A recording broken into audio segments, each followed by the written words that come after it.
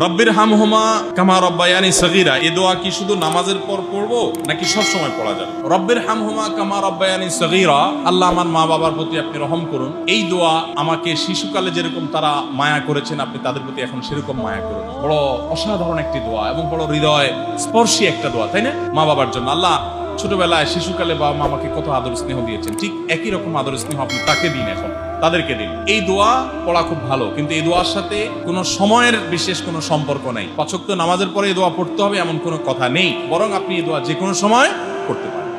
রব্বির হামহুমা কামা রব্বায়ানি সগীরা, এই দোয়া কি শুধু নামাজের পর পড়বো নাকি সব সময় পড়া যাবে? রব্বির হামহুমা কামা রব্বায়ানি সগীরা, আল্লাহ আমার মা বাবার প্রতি আপনি রহম করুন। এই দোয়া আমাকে শিশুকালে যেরকম তারা মায়া করেছেন, আপনি তাদের প্রতি এখন সেরকম মায়া করুন। বড় অসাধারণ একটি দোয়া এবং বড় হৃদয় স্পর্শী একটা দোয়া, তাই না? মা বাবার জন্য আল্লাহ ছোটবেলায় শিশুকালে বাবা মা আমাকে কত আদর স্নেহ দিয়েছেন, ঠিক একই রকম